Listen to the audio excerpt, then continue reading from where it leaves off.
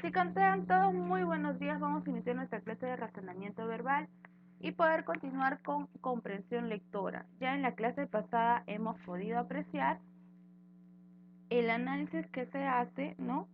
de, de los textos, sacando las ideas principales, verificando de qué tema se trata, ¿no?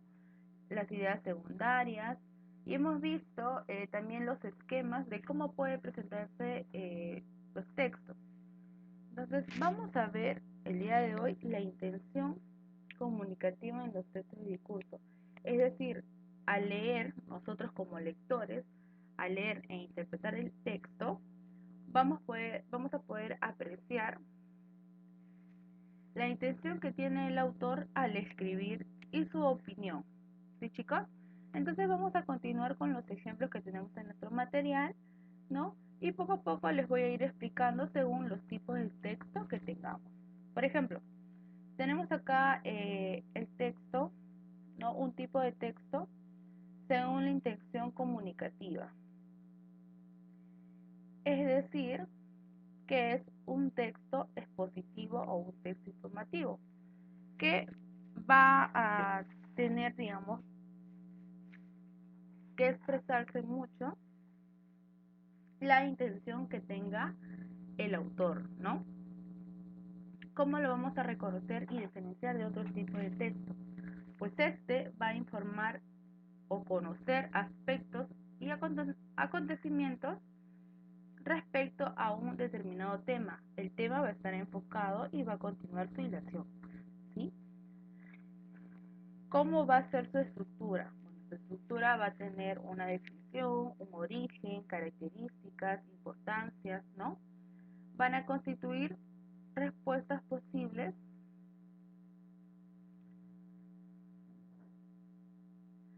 y la ubicación de ideas principales van a ser tres, ¿no? De análisis, que va a presentar la idea principal al principio del texto, seguido del desarrollo de dicha idea. De síntesis, luego del desarrollo de ideas aparece la síntesis o conclusión al final del texto. Del tiempo, donde las ideas tienen un eje temporal de tal manera que dichas ideas se exponen de lo más antiguo a lo más reciente.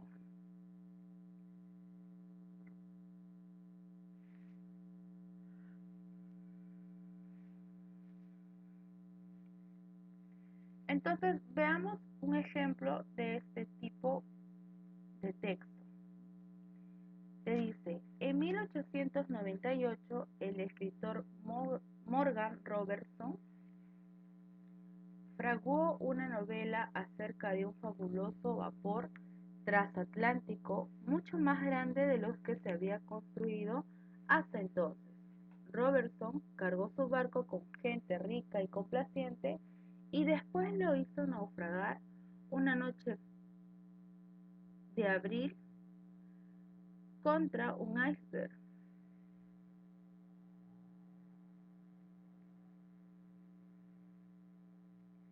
Esta obra ponía de manifiesto, en cierta manera, a la total futilidad de todo. De hecho, el libro se llamó Futility, ¿no? Y cuando se publicó aquel año, 14 años después, la compañía naviera británica White Star Line construyó un navío extraordinariamente parecido al de la novela de Robertson.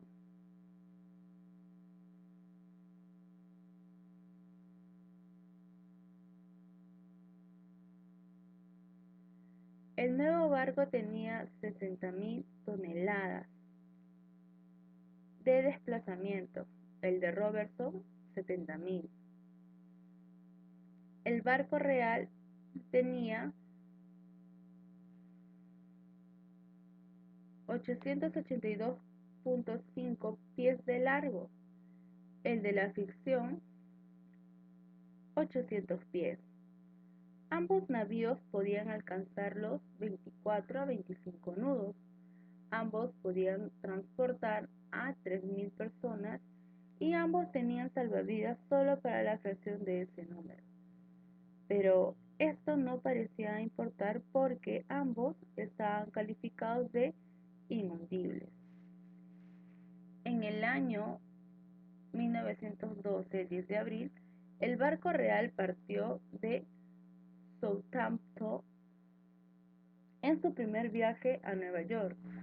Su carga incluía una lista de acaudalados pasajeros que valían colectivamente 250.000 millones de dólares. En su travesía de ida, el navío chocó también con un iceberg y se hundió una noche fría de abril. Robertson llamó a su barco el Titán. La White Star Line llamó a su barco Titanic, ¿no? Vemos una comparación de dos barcos, entonces podemos deducir lo siguiente. La intención fundamental del autor es dar a conocer la completa futilidad de todas las creaciones humanas, el carácter profético de las ficciones literarias, las estructuras similares internas entre Titán y Titanic,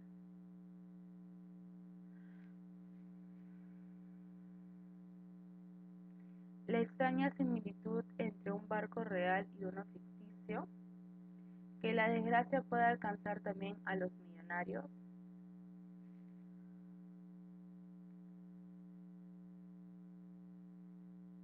Bueno, inicialmente hay una breve comparación, ¿no?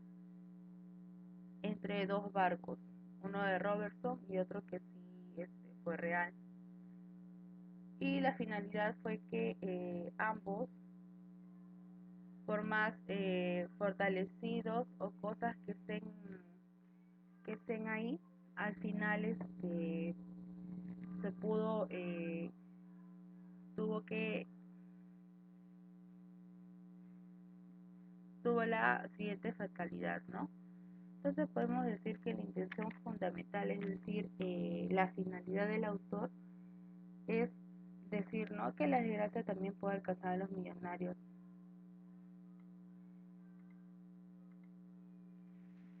Ahora te dice, una idea falsa en relación con el texto es, Robertson, al escribir su libro, intuyó lo que sucedería con el Titanic. Mm,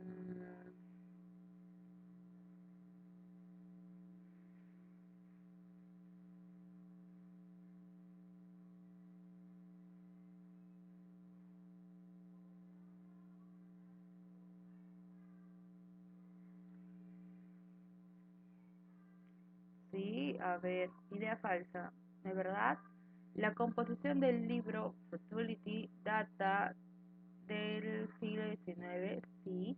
Estamos hablando un promedio de años del siglo XIX, ¿no? 1912, siglo XIX, por ahí. La construcción del barco real fue posterior a la del barco imaginario, no. La novela Futility ponía al descubierto la total inutilidad de las cosas. Entonces sería falso la C, ¿no?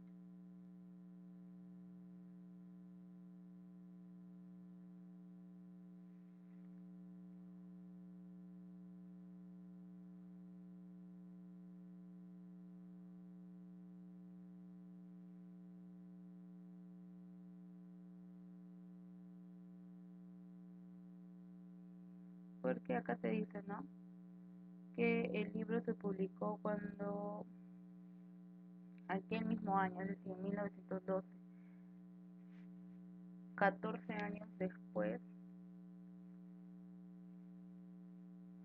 la compañía británica White Star Line crea el Titanic, ¿no? Y pasa lo mismo que lo que profecía, ¿no? El escritor Morgan Robertson. Entonces podemos, no, dice posterior, ¿no? O sea, es correcto. En este caso sería la base acá, ¿no? Si son 14 años, 1912 menos 14 años, estamos hablando de 1800 y tanto. Si es 1800 no hablamos del siglo XIX, hablamos del siglo XVIII.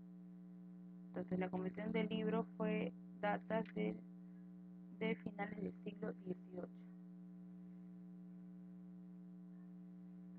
Por lo siguiente, ¿no? Porque te dicen que este libro, cuando se publicó, fue 14 años de la entrega, ¿no? La entrega del barco Titanic. Si esto se entregó el día 1912, menos 14 años, estamos hablando de 1800 y tanto, ¿no? 1898. Entonces, 1888 fue la publicación de este libro, por lo tanto pertenece al siglo XVIII, no al siglo XIX. Entonces, veamos el segundo texto. Te dice, en contraste con la filosofía, la literatura, la danza, la poesía, la pintura, la música y tantas otras manifestaciones elevadas del espíritu humano, la ciencia comparte con la política, la industria, la ingeniería y el transporte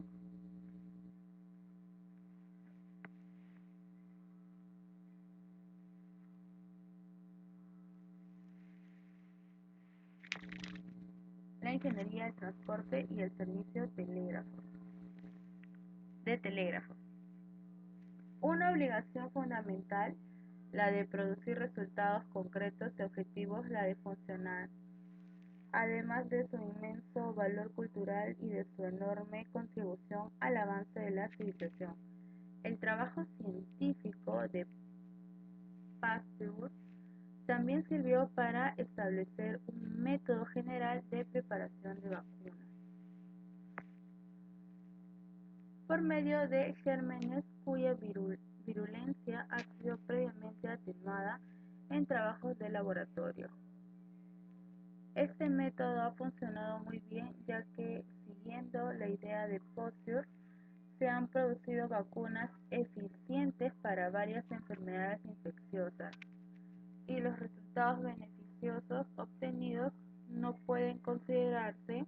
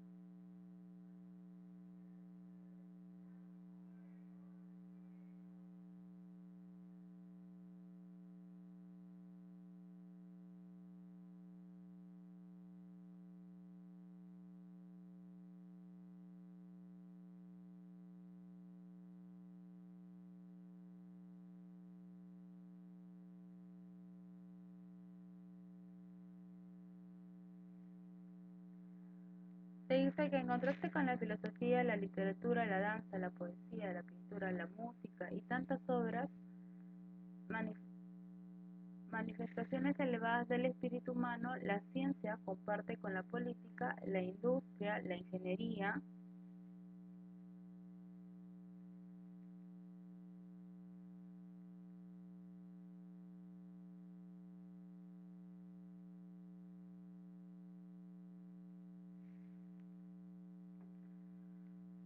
el transporte y el servicio de telégrafos, una obligación fundamentalmente la de producir resultados concretos y objetivos, la de funcionar además de su inmenso valor cultural y de su enorme contribución al avance de la civilización. El trabajo científico de Pasteur también sirvió para establecer un método general de preparación de vacunas por medio de gérmenes cuya virulencia ha sido previamente atenuada en trabajos de laboratorio. Este método ha funcionado muy bien, ya que, siguiendo la idea de Pasteur, se han producido vacunas eficientes para varias enfermedades infecciosas, y los resultados benéficos obtenidos no pueden considerarse como una construcción social. En vista de que las vacunas tienen el mismo efecto en sociedades tan distintas como los grupos de New York y los indígenas zapotecas de la Sierra Oaxaca, en otras palabras, el conocimiento que surge de la conciencia no está determinado como ingenuamente postulan Latour y Wolgar. Exclusivamente para el pensamiento social, su contenido no depende solo de la estructura y estilo en la que se desarrolla. Desde tiempo inmemorial, la ciencia también ha dependido de su acuerdo con la realidad natural. Esta ha sido su fuerza, lo que explica su nombre, su enorme influencia como factor transformado de la sociedad, pero también ha sido su tragedia porque progresivamente ha ido dejando fuera muchos de los problemas que más nos inquietan y nos interesan. Entonces nos dice, ¿cuál de los siguientes enunciados expresa la idea medular del texto? Tenemos, la ciencia es especulativa y puede transformar a la sociedad, la comparación entre ciencia y filosofía tiene carácter social, el conocimiento científico está determinado socialmente o la ciencia es útil. La ciencia es útil porque se adecua a la realidad objetiva. La ciencia es el único motor del avance objetivo de la sociedad. Entonces, vemos la comparación, ¿no? Entonces sería la comparación entre ciencia y filosofía tiene carácter social.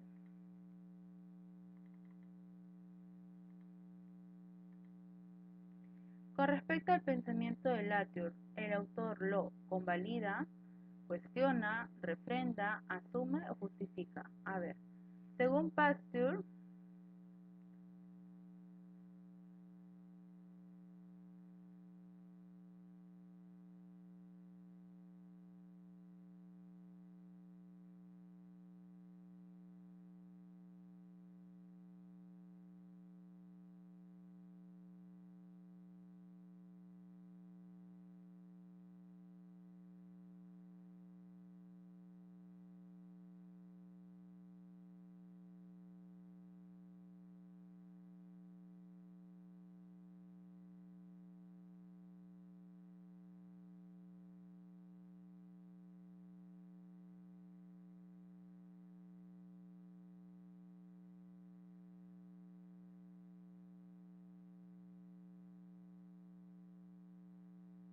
¿no? Donde dice que, en otras palabras, el conocimiento que surge de la ciencia no está determinado como ingenuamente postulan Latour y Wolgar.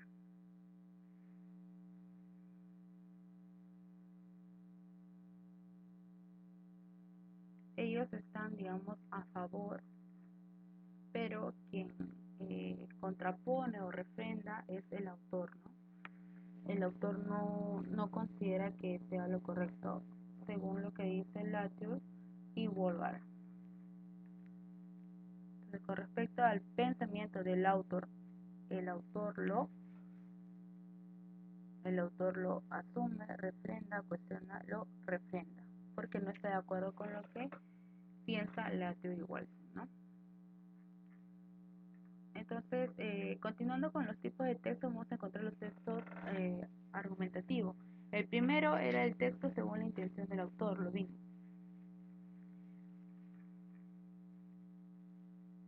El texto expositivo. El texto argumentativo mayormente va a sustentar con pruebas y razón una afirmación general sobre asunto o problema de dicha afirmación general de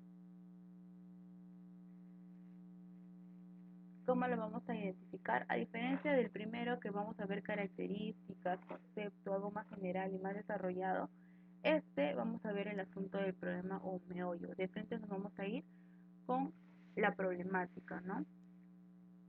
el punto de vista del autor se va a enfocar mucho como en la página del texto 2, donde bien según el problema, ¿no? El problema de la ciencia, y según lo que dice el científico Pasteur,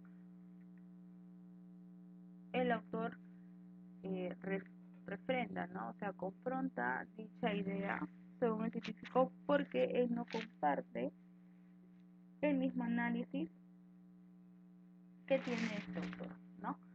Por lo tanto, la 2 sería un texto argumentativo. Ahora también tenemos textos narrativos.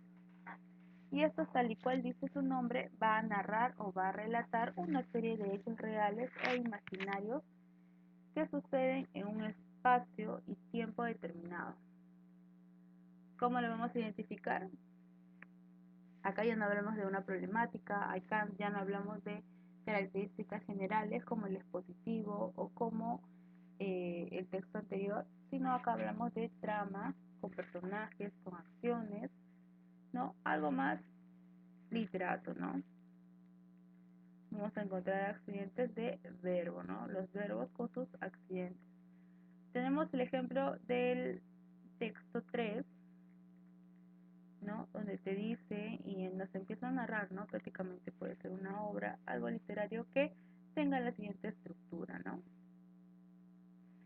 Te dice, salimos de Salamanca y llegando al puente está a la entrada un animal de piedra que casi tiene forma de toro y el ciego mándome que llegase cerca del animal.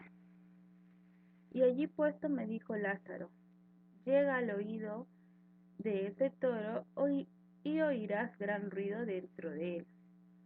Yo simplemente llegué creyendo ser así y como sintió que tenía cabeza por la piedra, afirmó recio la mano y diome una gran calabazada en el diablo del toro, que más de 3 días me duró el dolor de la cornada.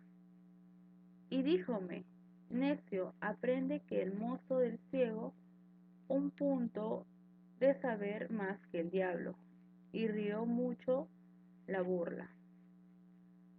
Parecióme que en aquel instante desperté de la simpleza en que como niño dormido estaba y entre mí dije, verdad, dice este que me cumple avivar el ojo y avisar, pues soy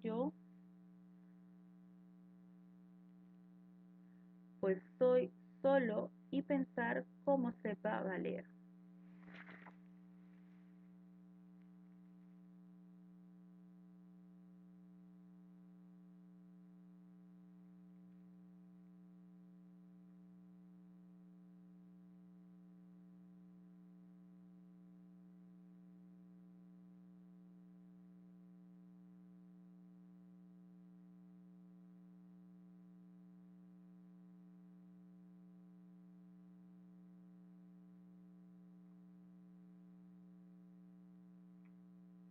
Tenemos lo siguiente, vemos que el texto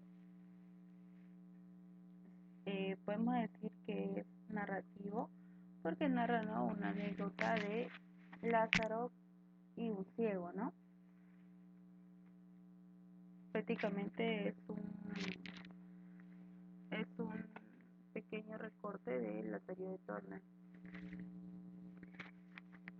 Entonces podemos ver que es de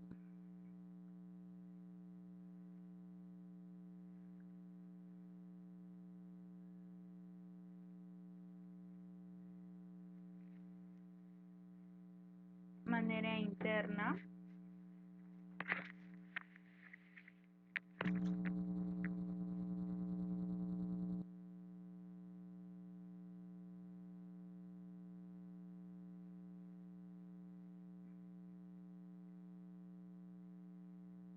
entonces vamos a poder desarrollar las siguientes preguntas, ¿no?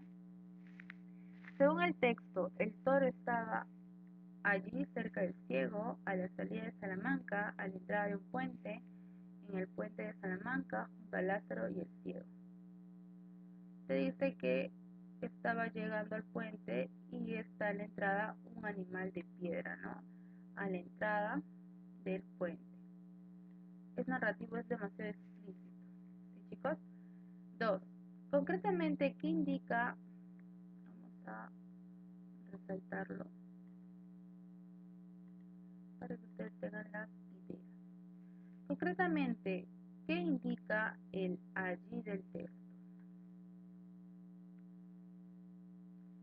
El allí del texto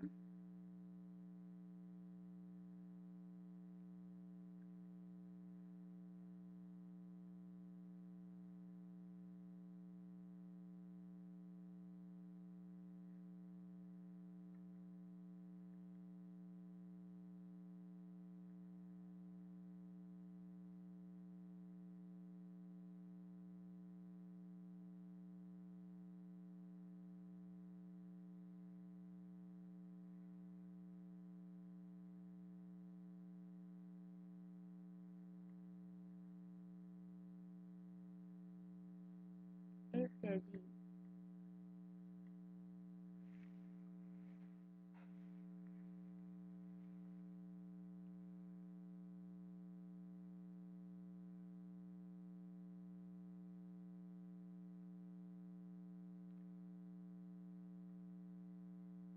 Cerca, ¿no? Cerca del animal.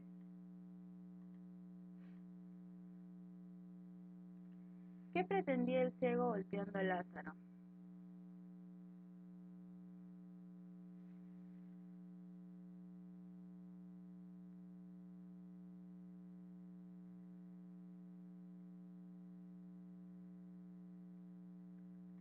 Enseñarle a estar siempre atento, ¿no? Porque dice que tiene que salir de aquel niño dormido.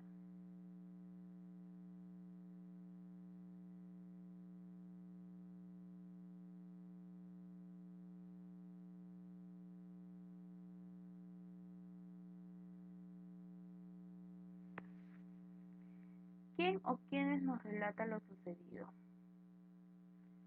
Lázaro, el amo de Lázaro, el ciego y Lázaro, el ciego, no se sabe, pues lo narra Lázaro. Bueno chicos, con esto podemos concluir un poco de los tipos de textos que tenemos en nuestro manual. Estoy dejando la tarea, solamente 2 páginas para que marque la tarea 18 y 19, ¿sí? Que lo van a presentar la próxima semana. Por favor, no se olviden marcar su asistencia y entregar la tarea en las fechas indicadas. ¿Sí, chicos? Cualquier consulta me van a escribir por interno. Las tareas de la semana pasada las voy a revisar el día de hoy y aquellos que no hayan presentado en la fecha indicada tendrán su respectivo nota baja. ¿Sí? Cualquier consulta me escriban por favor por interno. Tengan un buen día y nos vemos en la siguiente clase.